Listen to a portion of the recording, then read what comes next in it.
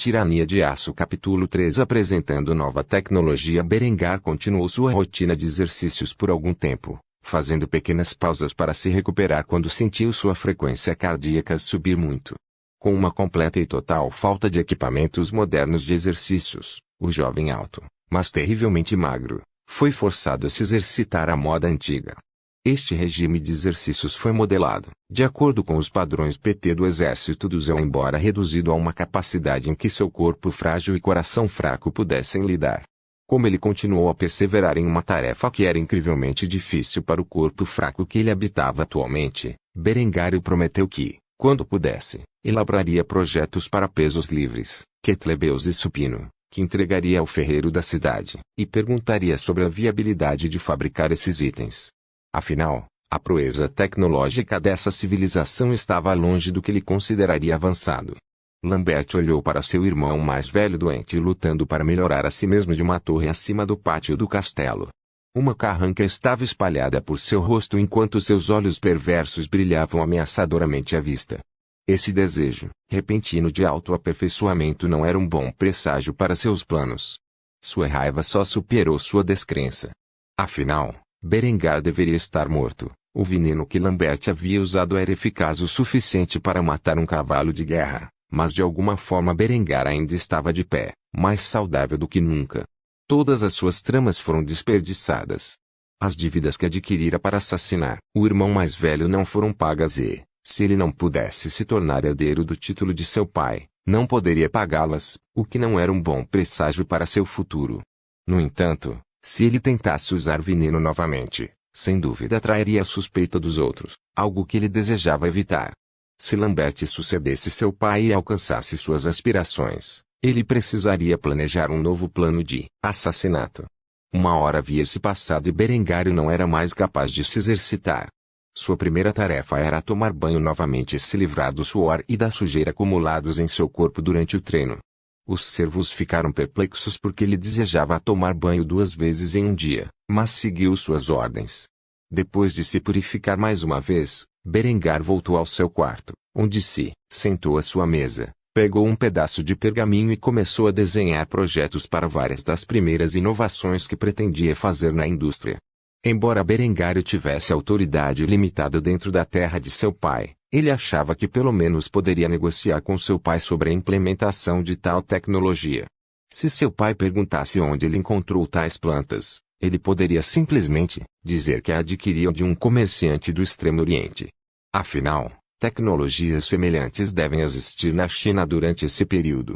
Quanto mais cedo o baronato pudesse produzir aço em massa, melhor seria para seus planos. O baronato de Kufstein foi ambientado no Ducado da Áustria. Montanhas o cercavam e um grande afluente do rio Danúbio corria por ele, criando vales férteis. Foi exatamente por causa de seu layout geográfico que os von Kufsteins puderam manter seu controle sobre a região rica em recursos. Se não fosse a barreira defensiva natural que cercava o vale onde o povo morava, então famílias mais poderosas dentro do império certamente tentariam tomar a região para si. Depois de algum tempo, Berengar terminou os projetos de uma das invenções mais importantes na produção de aço. Sem ele, a revolução industrial na linha do tempo de sua vida anterior nunca teria acontecido. Era conhecido em sua vida anterior como o conversor Bessemer ou o processo Bessemer. Através deste processo, pode-se fabricar 3 a 5 toneladas de aço em questão de 20 minutos. O processo Bessemer funcionava essencialmente removendo as impurezas do ferro por oxidação. Ele utilizou o fluxo de ar através do material fundido para conseguir isso. Se forrássemos o interior do conversor com dolomita ou calcário, poderiam produzir uma quantidade maior de escória como subproduto, que poderia ser usado como fertilizante fosfatado barato. Assim, esta tecnologia auxiliou não apenas na industrialização, mas também na agricultura. Todos os componentes da máquina poderiam ser fabricados por uma sociedade medieval tardia, e qualquer cavalo ou roda d'água poderiam alimentá-la. Obviamente, à medida que a tecnologia avançasse, ele poderia melhorá-lo para ser movido por motores a vapor. No entanto, isso era um sonho distante, ele precisava de um modelo inicial construído para agora. O aço de alta qualidade era atualmente uma mercadoria rara. Com a introdução do processo Bessemer, ele conseguiu muitas coisas com ele, Os usos do aço de alta qualidade eram infinitos. Em última análise, Berengar exigiria um alto forno para converter minério de ferro em ferro-gusa, que foi então convertido em aço pelo processo Bessemer. Embora nos dias de hoje, o alto forno já deveria ser inventado. Ele tinha certeza de que uma região rica em recursos como Kufstein já teria uma em sua cidade local. Se não o fizessem, ele simplesmente convenceria seu pai a construir um ao lado do conversor Bessemer.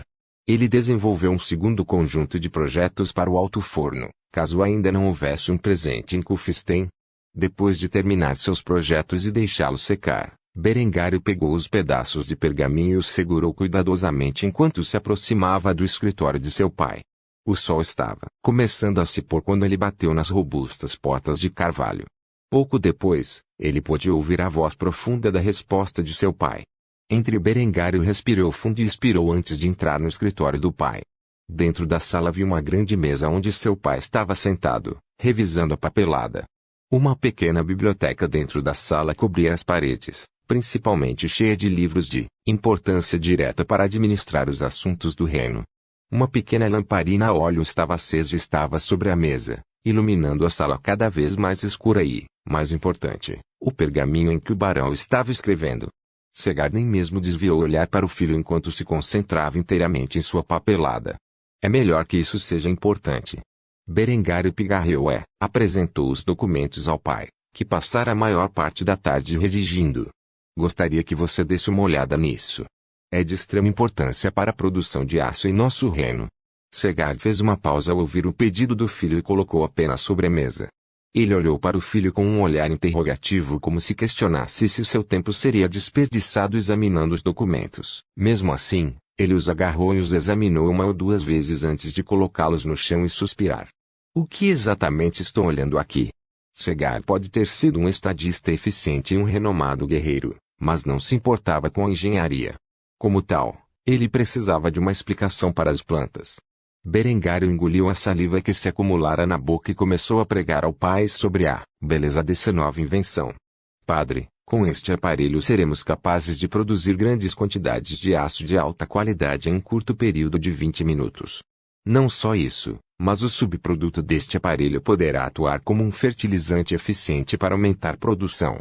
Um olhar de choque apareceu no rosto de Segar enquanto ele examinava as plantas mais uma vez.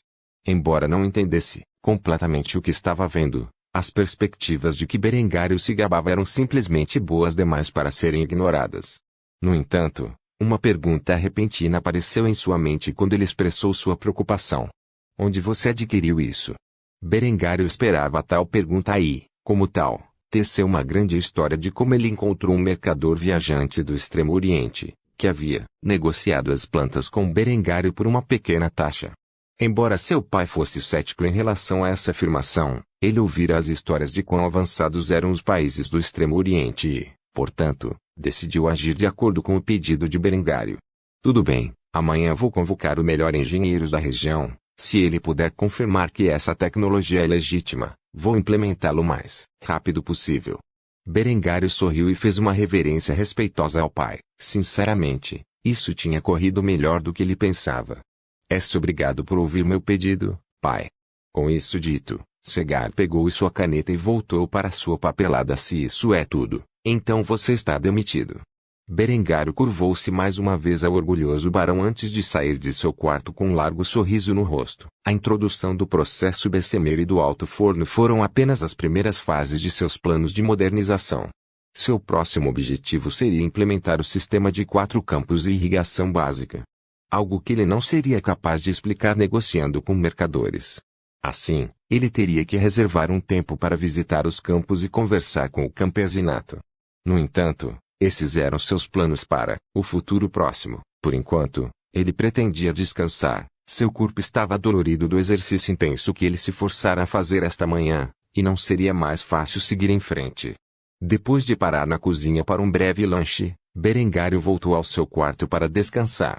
Antes que ele percebesse, ele realmente caiu no sono profundo, sonhando com sua vida passada e atual e os eventos que se desenrolaram. Tirania de Aço Capítulo 4 Um novo dia. A luz do amanhecer brilhou através das janelas dos alojamentos do castelo e no rosto de Berengário. No momento em que os raios do sol tocaram seu rosto, Ele acordou de seu sono. Sentando-se enquanto esfregava os ombros, ele bocejou pesadamente, ainda cansado do treino do dia anterior. Na verdade, a maior parte de seu corpo estava dolorido. No entanto, isso não o impediu de fazer o que precisava fazer. Berengar rapidamente vestiu uma roupa simples e larga e começou seu exercício diário, que durou bem mais de 1 hora. Ele estava coberto de suor quando voltou ao castelo, e toda sua estrutura muscular estava doendo. Só depois de meia hora de banho ele se sentiu confortável o suficiente para começar o trabalho de hoje. Sua nova atitude chocou não apenas sua família, mas também os servos do castelo. Acordar cedo, exercitar-se, comer carne e interessar-se pelos assuntos do reino eram coisas de que Berengário raramente participava. Depois que a febre baixou, ele se tornou uma pessoa inteiramente nova aos olhos daqueles que o conheciam. Essa percepção pode não ser totalmente falsa, considerando que havia 2 conjuntos de memórias contidos na mente de Berengário. Embora não tivesse certeza se ainda era a mesma pessoa que era antes, simplesmente iluminada pelas memórias e conhecimentos que Julian possuía, ou se era realmente Julian habitando o corpo de Berengário. Nada disso realmente importava, afinal, no que lhe dizia respeito, sua identidade era de Berengar von Kufstein, e agora ele tinha o potencial de transformar as terras de sua família em um império industrial com as lembranças que adquiriam de sua experiência de quase morte. Embora fosse necessário muito tempo e esforço para alcançá-lo, ele agora estava convencido de que era seu destino levar o baronato de Kufstein era industrial. Na verdade, como herdeiro, ele tinha pouca autoridade no domínio e não podia continuar mentindo para seu pai sobre onde havia encontrado tais invenções únicas. Afinal, o velho teimoso não confiou em sua palavra e optou por procurar um engenheiro que pudesse verificar a funcionalidade dos projetos. O homem que ele estava procurando ainda não havia chegado. Assim, tudo o que Berengário podia fazer era educar-se mais sobre os assuntos do reino. O jovem lord havia optado por fazer sua refeição dentro dos limites da biblioteca do castelo, onde repassava importantes informações sobre a história das finanças do baronato. Ele ficou rapidamente consternado com as suas descobertas. Apesar de ser uma região tão rica em recursos, os barões da família von Kufstein não conseguiram capitalizá-la. Ele silenciosamente balançou a cabeça enquanto fechava o livro e pensava consigo mesmo. Isto é o que acontece quando você deixa uma casa de guerreiros para agir como administradores todo-poderosos em um terreno de quase 375 milhas quadradas e contém cerca de 20.000 pessoas. Ele sabia que eles estavam limitados à tecnologia medieval, mas apesar de ser uma região notável por suas reservas de ferro, eles mal haviam investido na mineração de um recurso tão valioso. O pouco que foi extraído foi vendido como minério para grandes cidades em todo o reino. Havia usos muito melhores para esses materiais. A economia dependia em grande parte da agricultura de subsistência, era bem e verdadeiramente um estado feudal atrasado. Mesmo a cidade vizinha nada mais era do que uma vila agrícola sem qualquer indústria substancial. Ele estava começando a ficar com dor de cabeça lendo sobre como as terras de sua família eram primitivas. Justo quando ele estava prestes a xingar em voz alta, ele notou sua irmã Henrietta escondida atrás de uma das estantes enquanto olhava para ele de longe. Ele quase soltou uma risada quando viu a garota olhando para ele como um coelho assustado. Evidentemente, as mudanças no comportamento de seu irmão mais velho nos últimos dias foram assustadoras para a jovem. Ela estava começando a pensar que ele estava possuído. Tomando um gole do copo d'água, Berengário não desviou a atenção dos livros que lia. Quando a jovem pensou que estava a salvo de ser notada, ele soltou um suspiro. Henrietta, eu sei que você está aí. A jovem estremeceu ao ouvir suas palavras. Ela foi vista por seu irmão mais velho ou pelo demônio que potencialmente tomou seu lugar. Assim, ela entrou em pânico e saiu da biblioteca sem dizer uma palavra. Berengário riu consigo mesmo ao ver a moça fugindo do local. Ele só podia adivinhar o que a compeliu a se envolver nesse comportamento. No entanto, agora não era o momento de se preocupar com os assuntos triviais das crianças. Ele passou a maior parte do dia na biblioteca estudando tudo, desde assuntos financeiros do reino, produção agrícola e mineira, bem como poderes da região. Como um membro de baixo escalão da nobreza, havia poderosos senhores que governavam seu pai. Os von Kufsteins eram navios diretos para os von Habsburgs, que eram os governantes do Ducado da Áustria e do Condado do Tirol. Evidentemente, seu irmão mais novo Lambert estava noivo de uma das filhas de um ramo da família von Habsburg, o que era considerado uma grande honra para a casa de von Kufstein. Curiosamente, apesar de ser o irmão mais velho um homem adulto, Berengário permaneceu solteiro e não prometido. Em grande parte devido a preocupações com sua saúde e se ele viveria ou não o suficiente para ser pai de um filho. Berengário não se importava com tal destino, afinal de contas, em sua vida anterior, ele era um homem que tinha falhado completa e totalmente em conseguir uma namorada até seus 20 e tantos anos. A menos que ele se tornasse algo de valor, ele também não conseguiria uma noiva nesta vida. Embora ele não estivesse preocupado com essa possibilidade, sua busca por uma noiva se tornaria muito mais fácil quando ele finalmente ganhasse algum músculo. Só pela aparência, ele tinha certeza de que poderia conquistar uma linda noiva, mesmo que ela não passasse de uma plebeia. Embora ele duvidasse muito que sua família consentisse em tal união. Afinal, ainda era feudal, e a nobreza não se casava com plebeus. Berengário deixou essas questões de lado por enquanto. Se ele escolhesse seu próprio par, primeiro precisaria de autoridade e fisicalidade para sustentar suas alegações de que agora estava saudável. Ambos estavam muito longe de onde ele estava atualmente. Depois de passar a metade do dia examinando os assuntos do reino, ele notou que o sol já havia se posto e então decidiu que agora seria um bom momento para perguntar sobre as descobertas de seu pai sobre seus projetos. Certamente ele já deve ter consultado um engenheiro. Deve haver pelo menos um deles servindo seu pai. O jovem Lord recolocou os livros em seus devidos lugares e saiu da biblioteca, percorrendo os corredores do castelo até chegar à porta do escritório de seu pai. Antes que pudesse bater nele, ele ouviu uma conversa desagradável entre três homens, um dos quais ele reconheceu ser seu pai. Eu não me importo com a formação sofisticada de Sr. Engelbert. Estou no campo da engenharia há mais de 30 anos e digo que os projetos são brilhantes. Eles funcionarão exatamente como seu filho descreveu meu suzerano. Uma zombaria seguiu a afirmação do velho, seguida pelo que soou como uma voz muito mais jovem. Senhor, não dê ouvidos a esse velho rabugento, ele é um plebeu. Ele não tem a educação em que recebi. Projetos nada mais são do que rabiscos de uma criança que pensa que sabe uma coisa ou duas sobre engenharia. Berengário já podia dizer por essa única declaração que o homem que dissera tal coisa sobre o conversor Bessemer era um idiota que contava com uma alta bagagem para obter sua posição. Em última análise, seu pai não o decepcionou. Depois de ouvir os dois engenheiros discutindo os projetos, soltou um longo suspiro antes de afirmar sua autoridade. Sr. Engelbert, você pode nos deixar agora. Tenho muito a discutir com meu engenheiro-chefe e embora Alex não pudesse ver, ele podia adivinhar a expressão no rosto do tolo agora e sorriu com satisfação. De repente, a porta se abriu e ele ficou cara a cara com o homem conhecido como Sr. Engelbert. O homem estava em seus 20 e tantos anos e tinha cabelos castanhos claros na forma de um rabo de cavalo com olhos verdes. Ele vestia um gibão excessivamente adornado, sinalizando a riqueza que possuía. Ele era exatamente o tipo de babaca mimado que Berengar esperava ver. Depois de examinar o anel em seu dedo, que exibia uma cabeça de javali gravada nele, Berengário pôde adivinhar a identidade do homem diante dele. O nome do homem era Engelbert Yotzer, e ele era filho de um dos cavaleiros de Segard. Assim como Berengário teve um palpite, o homem alcançou sua posição como um dos engenheiros de seu pai, apenas por causa de sua formação. Mesmo para os padrões deste mundo, o conhecimento de engenharia de Engelbert era uma piada. Um nobre mimado como ele não precisava prestar atenção em seus estudos o suficiente para se tornar competente em tal campo. Depois de ver o jovem, ele apenas caluniou passivamente, o rosto de Engelbert ficou azedo. A última coisa que ele queria era ver o filho do barão, parado do lado de fora da porta, ouvindo seus comentários descortês.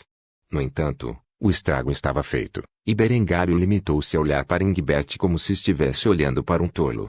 Depois que Engelbert saiu furioso, Berengário ouviu a voz autoritária de seu pai atrás da porta. Você pode entrar. Evidentemente, o velho barão estava ciente da existência de seu filho fora da porta do escritório o tempo todo. Agora que Berengário havia entrado no escritório, viu-se sendo observado intensamente por seu pai, um velho de seus 50 e tantos anos que ele entendia ser o engenheiro-chefe do baronato. Com essas duas autoridades olhando para ele, Berengário não podia deixar de se sentir nervoso como se estivesse prestes a ser repreendido. Por favor, certifique-se de verificar meus outros romances, tenho certeza